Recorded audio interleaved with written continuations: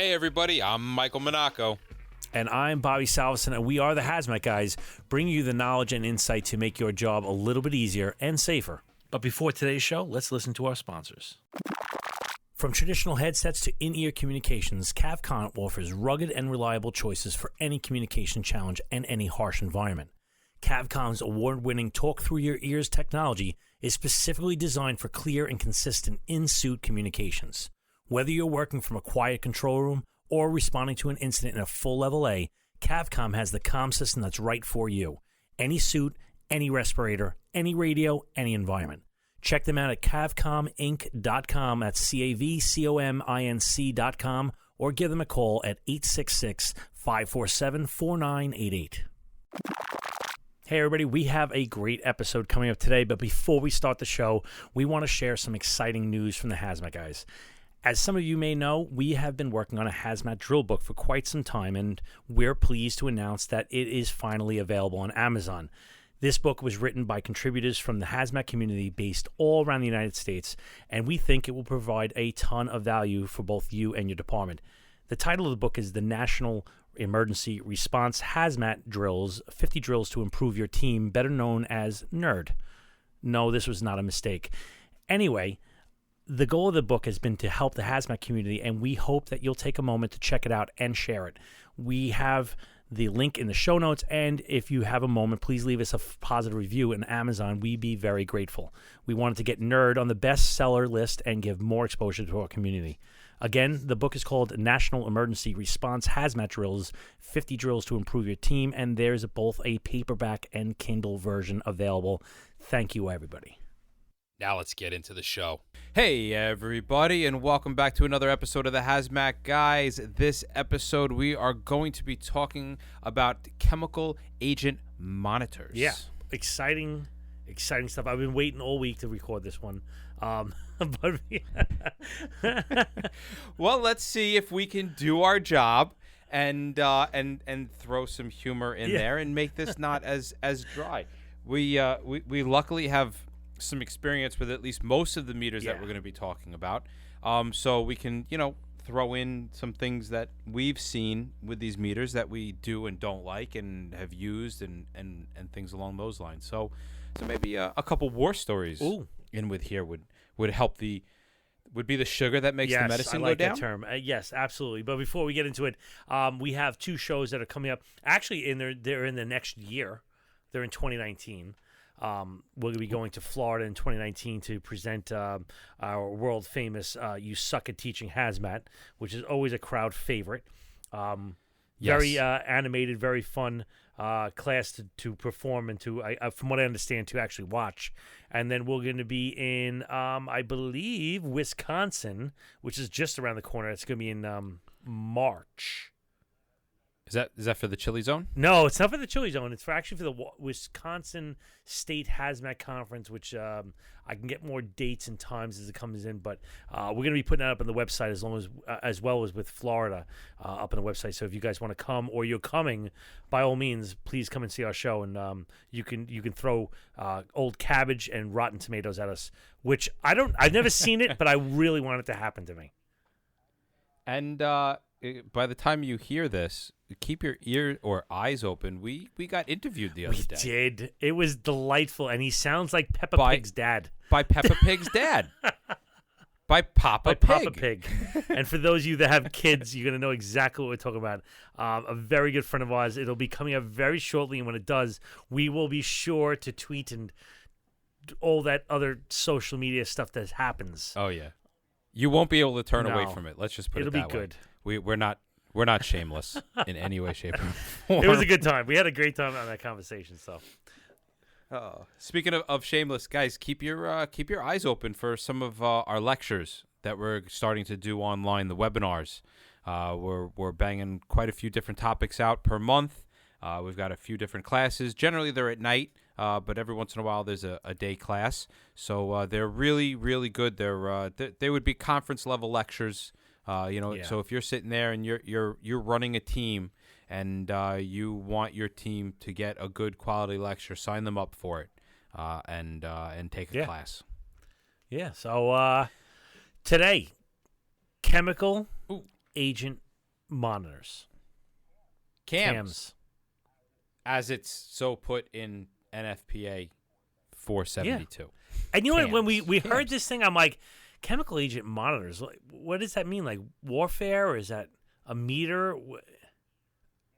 Yeah, we actually had a little bit of conversation about this, and we kind of went to the conclusion that, all right, we're going to stick with chemical warfare agents on this one because it says agents, right? Chemical agents. Right.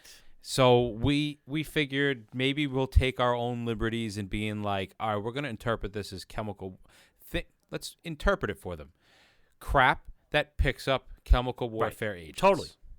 Totally. It's I'm going to say it's not a terribly new technology. It has gone leaps and bounds in the last 10 years. Yeah, well, I mean, the whole concept has exploded with all the different technologies. Everything is kind of exploded. Right. So and like Mike was saying before, is that where me and Mike work, we are extremely I don't want to say blessed, but beneficial to us that we get to see inundated. Yeah, that's a good word. We are inundated. And you know what? That is you might be like, oh, you guys are so lucky. Yeah, it's a great thing until you have to do it because every month you have to learn a whole new meter. And it is a nonstop, incessant flow of brand new meters that come in that all do the same shit with different operating systems and different buttonology. And that's literally what we call it now, buttonology. Because if you know the technology, well, then just put new buttonology on it, and it's new and sexy. It's like, no, it's the same crap. Right. Yeah, we get excited. If you're listening to this and you make meters, we get excited when things are lighter and easier to hold. Right, to a point, though, and we've said this before. To a point, where right, the thing is like Zoolander's phone, and I'm in a level A suit, I can't exactly push the phone numbers. So big and meaty is sometimes possible and likable, but Well, we're trying to. It's trying PC. To keep it. I understand. PC. Big and meaty is my first girlfriend's name. I just want to say that. Yes, she was a lovely woman, by the way. The teeth did it for me. Was. But anyway, anywho. The teeth. Yeah, well, it was the meth. the teeth come out with the meth. I can get it. I mean, listen, she overdosed. I don't want to talk bad about her. It's fine. I don't want to talk about it anymore. It makes me upset. So I will say that, technology, it's constantly changing. And when I came into special operations in 2001, we are going to talk about one of the first meters that really was one of the hallmarks of my whole career that has gone to the pasture. And another one that we're going to talk about in the GCMS range that has been a laughable favorite of ours, that the CSTs, the civil support teams, that the military is still in current use. We put this out to pasture, 8 years ago? 10 years ago? 10 years ago, yeah. So the technology is changing, but at the same time, the science and the methodology behind it is something that's still out there. And I've said this before, is that not all good ideas are new and not all new ideas are good. They've been out there. They've been just refluffed and redone. And so what we're going to try to do is give you a quick overview of them. We're going to give you, and as reticent as we are to do this, we're going to give you some brands, but we are not pushing the product. We are honestly, as I don't know how to say it. We do not want to do this because we're not in anybody's pocket as far as this. In order for us to give you good, unbiased results, we cannot be in anybody's product. And listen, we have advertisers, yes, but we make it very clear that just because somebody advertises with us doesn't mean that we push anything one way or the other. So everything that you get is very straightforward. And if we lose an advertiser because we have a bad review of something, we don't give to. But you know what? The thing is that we're giving examples of technology because we want you to say, oh, let me look this up. And if we don't give you an example, you're not going to be able to look it up in the first place or ask for a demo. So we've had our hands on every single one of these meters in there, and there are quite a few. I'm going to say there's in the range of 20 to 25 different meters that have come and gone. Right, some with the exact same technologies, just like Bob said before, different buttons. I got to hit 4 times to the left to get to the menu. Exactly. So thanks, guys. Let's just start out with the first one, I guess. All right. Well, I think we should kind of start off with the THMs. And the THMs is a great example of a technology that is known as flame spectroscopy, which sounds really kind of scary. But really what it is it's a chemical warfare agent that picks up nerve, blister, VX, lewisite, things along those lines. And it does it by... boy, what would be the best way to describe how it does it? But you do plumbing, right, Bob? A little bit on the side. A little bit on the side. When you put the flame up to copper, what color does that flame turn? Typically green. Typically green. And why does it turn typically green? Because it's magic. It is magic black. It's such magical things. No, but this is another HazCat thing. If you do wet chemistry, when you put whatever it is on your metal stave and you put it in the flames, you get different colors, and each one of those tells you a different thing. So when it's green, it's copper. It just... Right. And the THM's flame spectroscopy is the same thing, right? So green, copper, purple. I'm just going to make something up. It's potassium. Exactly. That's right? what it is. Yeah, is it totally. Actually? All right. See? So if this meter takes in a sample, it burns the sample, and for lack of better words, figures out what colors or what wavelengths are coming off the thing that's burning. When a specific wavelength hits a sensor, the machine can go, ooh, ooh, ooh, there's phosphorus here. I've got a wavelength that matches phosphorus. I've got phosphorus. And the more intense the light is, or the more wavelengths that are coming off, the more photons, then it can say, oh, I got a lot of phosphorus here. And that's exactly, for a simplified version, how the right. And works. just like you wouldn't put the colorblind guy on the HazCat when you're doing the thermal analysis, you wouldn't want that on these type of meters as well, because this meter, that's all it does. It looks for colors or that wavelength of color. Like, it knows that red is, and I'm totally making up this number, 400 to 425 nanometers. I don't know if that's real. Don't hold me to that. But it knows, well, if I see light at that nanometers, okay, then that's a red, and therefore it is X. Great. So, and good. People have a hard time with this meter a little bit, right? Because it doesn't pick up a chemical. No. What exactly does it do? It only picks up bonds, and very specific bonds. Like what? Like, it's going to pick up the phosphorus and sulfur bonds specifically, you know. Right. Like, and that's it. That's pretty much it. That's you know. And what and the theory behind that is that our nerve agents have organophosphates, and our blister agents are sulfur based. There's lewisite and some of the newer ones have got other things attached to it. That's great. You can look those up. But the main purpose as a chemical warfare agent is that phosphorus and that sulfur. And this machine does a phenomenal job of picking up really, really small amounts of this stuff. It was meant to be a downrange, initial first line type operation that was basically mil-spec, right? This thing you can and all these meters have capabilities and detriments, and I can make anything a capability because I know I'm going to come up to it. In fact, I think the next one is something that I'm not a big fan of, and you can say, well, there's positives and everything. Yeah, I can hammer a nail with this meter. I can stop a rig from rolling down a hill with this meter. I've done it twice. Right? But what I'm saying is, the capabilities of this meter are pretty solid. I'm going to say it is... It interprets results almost instantly and clears just as fast. That's a big plus. Yeah. That's huge because not a lot of the other technologies clear like that. It's absolutely a good. It's a good meter. I'm not going to say I would buy one tomorrow. I'm saying that it's a good meter. What makes them great is also a limit, and it can only pick up those few bonds. Yeah. Okay. That's it. That's it. And if it's not telling you the specific chemical in the air and it's just telling you a bond, then you really have to remember that you are looking at a piece of the puzzle. And that's the key to all of these meters that are good and bad, is that they're just giving you a piece of the puzzle, right? If I walk into Home Depot and I go down the fertilizer aisle, my sulfur and my phosphorus should go through the roof. But if I don't have anybody laying on the ground twitching, then I don't have VX in front of me. I just have fertilizer and pesticides and all those Well, other another things. thing that's infuriating with this style of meter is that there are certain light bars. And the specific ones that me and Mike are going to talk about, not only in this meter, but another meter, is there's like 5 bars that go up. And what firefighters or technicians, they need to have a correlation. Well, 2 bars is how many, meters per cubic. They need some type of correlation.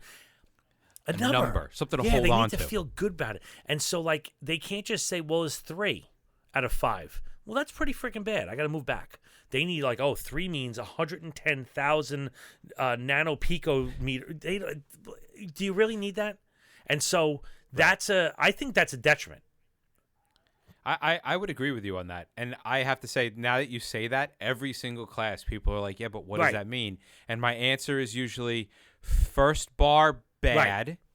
Second bar, really bad. Third bar, you're effed. Fourth bar, your whole team is effed. And fifth bar, it's a disaster. It's over. It run on 3, and totally. So with these meters, a lot of these are quantitative, the hot cold game, and not qualitative. Mm-hmm. And people really, really want to know qualitative information on them. Don't fall into that trap. Be okay with quantitative. It's okay. Yeah. You know what? One other cool thing about this meter. Is the fact that you can almost take liquid samples. Yes. Right? And not many of the other meters out there have the ability to actually sample a liquid quite like this. And it does it through, it doesn't actually take the liquid in, but you can put the liquid onto a tip, burn the tip volatiles or evaporates. Sure. Yeah. And then it sucks it in and it reads it. So that's pretty cool. But here's a little hint. You could use that same tip in front of any other meter if you needed to, just as like a little thing from me to you. All right, let's go into the next one. It's going to be, oh my God, I love this ion mobility spectroscopy, IMS. The ones we're going to use is when I came into special operations, the APD 2000, the old door chock. I love this thing. It went off for everything. If somebody farted down the block, it went off. Second most useless meter on the rig. The Chem, the Chem Pro, the Chem Ray, the Raid M, the Raid M100, all these things are the same thing. What are they? They are, I'm going to say quite easily, the most sensitive meters that are commercially available. And I guarantee it, some jerk out there is going to be like, well, Bob, there is the, dude, don't get into it. I'm telling you that this stuff is in the parts per billion range. Yeah. So you're talking about, and they go like really, really, really sensitive. And that's one of the drawbacks. Right. But that drawback is also a plus. As we'll find out later, is also a plus. So how does ion mobile spectroscopy work? Ion mobile spectroscopy. Yes. Sorry, we got a lot of different things going on here. So here's basically what it does. Sample comes into the tube. There is a beta source, beta radiation source inside these tubes. And the technology can change a little. They can throw electrons out there. Some of them don't need beta sources. Don't send me those nasty emails. But most of them have a beta source. It's going to hit the sample that's coming in. It's going to ionize that. It's going to kind of break it into an ion. That ion is going to be put into a tube, and it's going to float down the tube through magnetic fields. And as it floats down that magnetic field, eventually it's going to get to the end. And basically, there's a really tiny person with a stopwatch inside. And if you shake the meter hard enough, you can actually rattle this little person. So don't shake it. Don't shake it hard. But they've got a stopwatch. And when that ion gets in, they start it. And when it gets to the end, boom, they stop it. And depending on how long that ion takes to get from point A to point B determines whether or not the chemical warfare agent that this meter is looking for is present. Yep. That's it.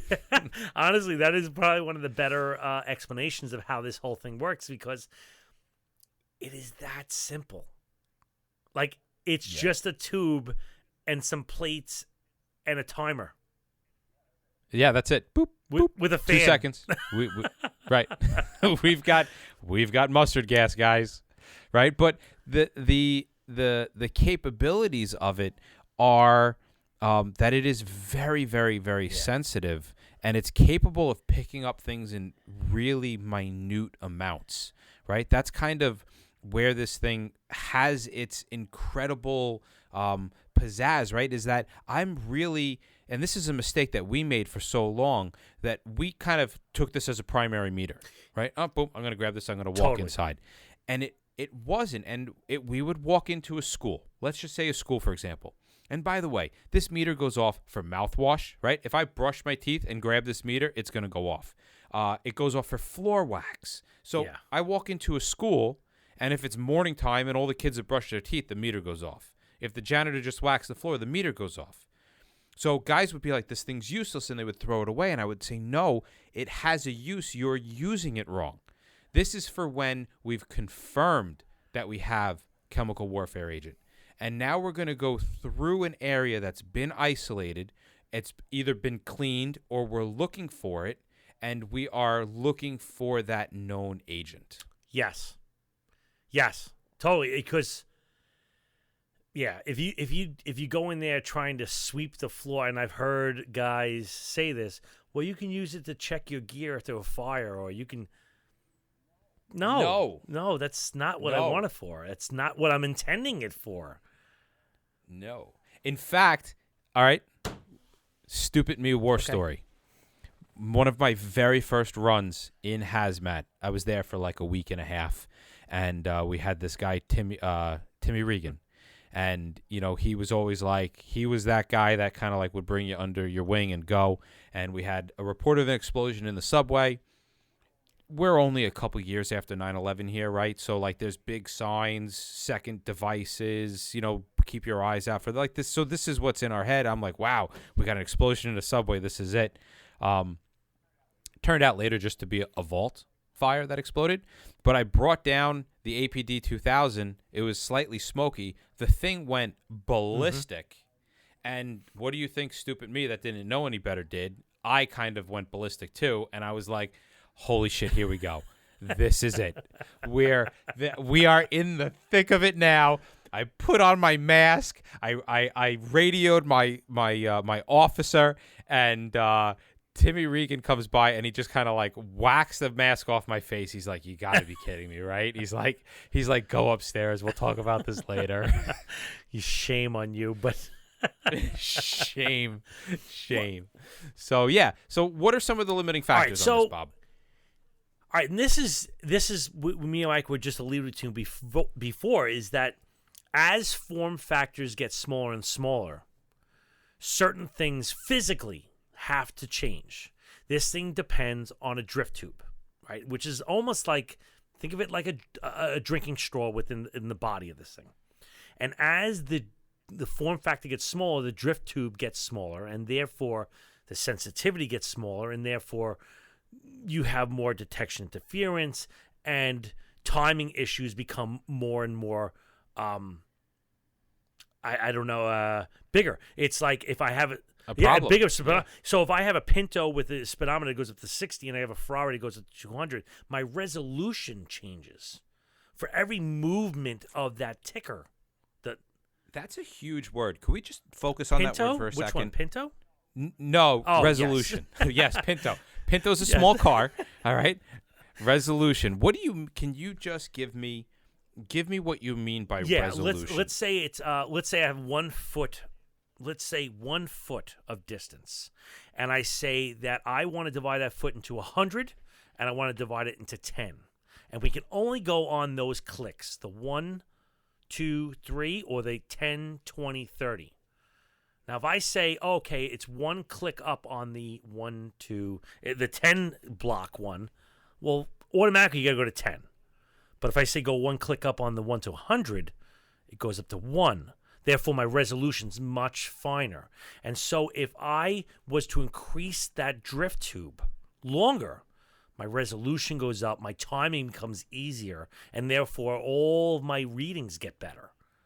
And this goes with all meters. We have this commonly with the LEL versus the O2. If I have a depression of 1% on my LEL, I'm sorry, if I have a 1% response on my LEL, or I have a depression of 1% on my oxygen, what is it telling me? There's a huge difference in those two numbers. I mean, the resolution is the key to that answer. So that's what we're talking about here, is that drift tube sizes and form factors, as they get smaller, they get the resolution changes, and therefore things get very wonky. If you have something that's so small, this thing is going to be, not only IMS is so sensitive, it is now unreliable because of the resolution sucks. Yeah. And so there's a whole balancing act that those manufacturers are trying to do to appease the crowds in marketing and actually be useful in the crowd. So, another thing that affects these is the humidity and temperature, right? Because, and this is actually kind of a cool thing, from a hazmat geek point of view. The water molecule actually changes the way the ion is formed. And if you change the way the ion is formed and produced, then it has totally different run times. So what was only taking a few seconds at first, maybe taking a minute. I'm making those numbers up. I get it. It's like nanoseconds that this thing is measuring. But for our purposes, it changes the time. And these meters can oversaturate. You can get so much material inside the drift tube that it just kind of stays there and it doesn't clear out. Yeah. All right, what's next? All right, so we're at 26. I am fully in support of the two-show thing here, and I would love to do it. Why don't we do the HazCat and Surface the Saw and call it the end of that episode? Then we do 157? Well, colorimetrics is nothing. That's just saying, hey, listen to our... No, but you got IR spectroscopy, you got FTIR, you got mass spec... Blah, blah, blah, blah. You got some stuff in the second half of this thing. So why don't we call this episode at the end of the day Saw and open up with color change, which is basically colorimetry. Yes. Okay. All right. So hold on a second, because I had an door. Oh, fuck. I closed it up. I had a great, ridiculous, analytical paragraph to read about when you say, hey, how does this work? I was going to be like, well, 10 to the negative L1.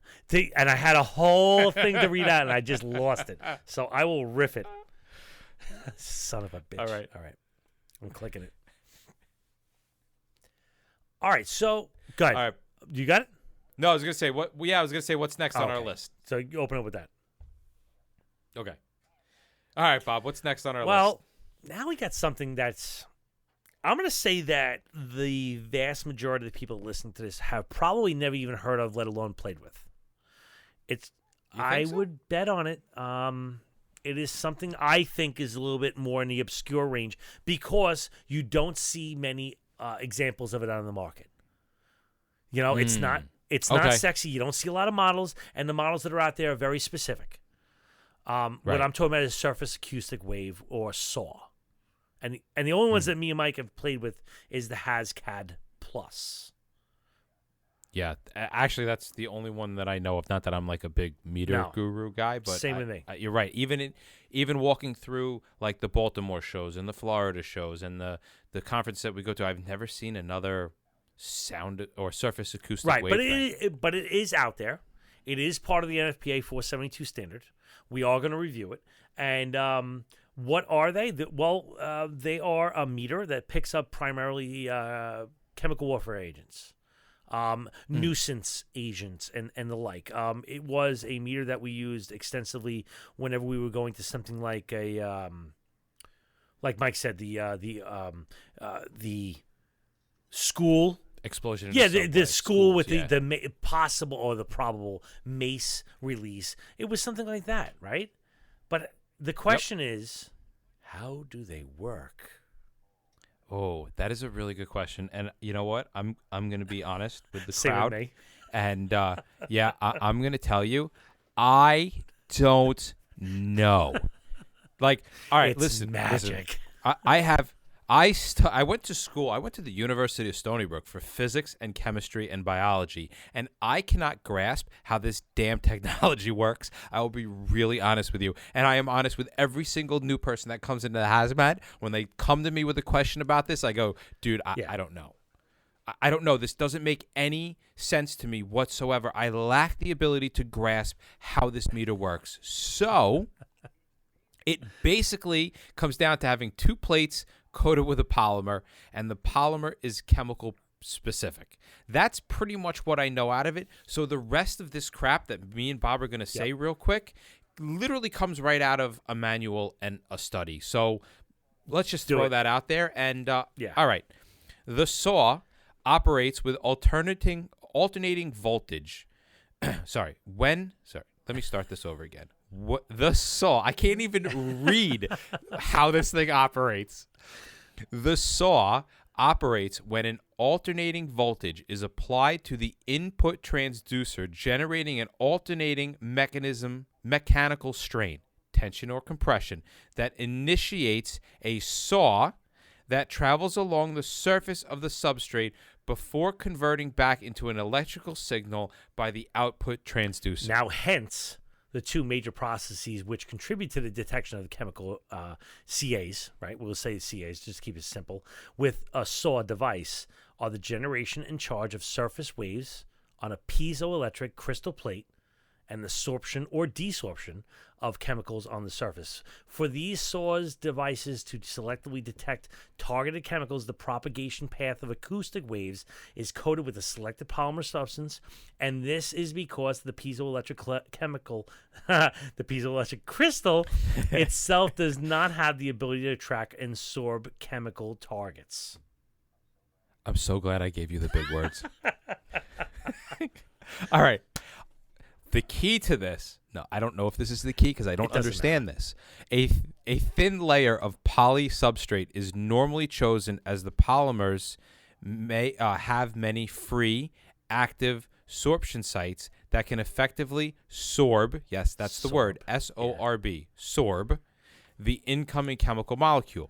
Sorption is thus defined as the simultaneous absorption and absorption of a molecule by the substrate. Let me try to bring this home. When a sample vapor with the OUR, like it's European, enters the saw detector, molecules in the vapor with an OUR comes in contact with the polymer surface at a certain rate, depending on the vapor with an OUR flow. And when a CA molecule hits the surface, it will be either bonded to the active sorption sites on the surface of the polymer or deflected by the surface. Did you guys get this? Yeah, and well, this last part is the clutch. The most Get critical. ready. This is the clutch, right? This is going to tie it all together. An important requirement for the polymer coating is that the sorption of the targeted chemical must be totally reversible after the analyze. Which, I mean, it makes total sense. If this isn't crystal clear, I'm like, wow. If this isn't crystal clear, then you have a screw loose. You have lost your mojo. Leave your team. Leave your team and walk away with your head hanging low. You will go nowhere. You're a garbage human. That is hard. That is very hard. All right. So anyway, with all that blah, blah, blah, saw. What are the capacities? What are the capabilities of this thing? It actually has some pretty good capability. If you can get past using a meter that you don't understand how it's working and just wait for it to beep and tell you things, this meter actually works pretty good. The meters that we played with, and specifically the one we have, really tells you very limited things, and mostly because it's old. It has a walker. Like, this thing has a walker. Yes, so it has, like, a light bulb next to a GA, a light bulb next to V, light bulb next to... And so if the light bulb doesn't go on, you don't have it. There is nothing more than that. It's it. Like, that's all you get. And it's got really, really quick response times. Totally. Like, when it hits, it hits. And it hits fast. Yeah. And it's very good at low levels. When you have low levels of CWAs, especially like blister and nerve, this thing hits pretty quickly and pretty reliably. Right. That goes back to the whole like really specific polymer. Totally, yeah. I'm guessing. Yeah. Yeah, if I had to pretend like I understood this, I would say that very specific polymer allowed it to be very specific. And because of that, it has very few false alarms. So it's not going off when you're walking into a bathroom where someone's just brushed their teeth. So what are some of the limiting factors on this? Well, it's pretty much product specific. Right? So it either has it or it doesn't. I know that's a very wide statement to say, but it's not one of those meters you like really like, oh, I'm going to get into this meter and this is going to tell me what the world's doing. It's one of those meters that's really rarely used, as far as me, personally. Right. Like, I don't pull this out and be like, oh, I better study for this one. It's like, once you learn it, you put it to the side and you say, it has a use, and that's the end of it. But when I do have it with me and it's gone off, I look down and go, why is this thing beeping? Totally. If it's beeping, like, you have something to look at. Yeah, it's like the quiet kid in 3rd grade who never talked until he snapped. That's the saw right there. It is affected by temperature and humidity like so many of the other meters that we have. If you have a moment, please head over to iTunes and leave us a positive review. And don't forget to check out the book, National Emergency Response Hazmat Drills, or NERD, on Amazon.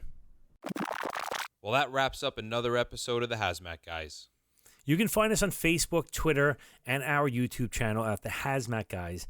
And take a moment to call our comment hotline at 843-628-1484 and go to www.thehazmatguys.com and sign up for the newsletter.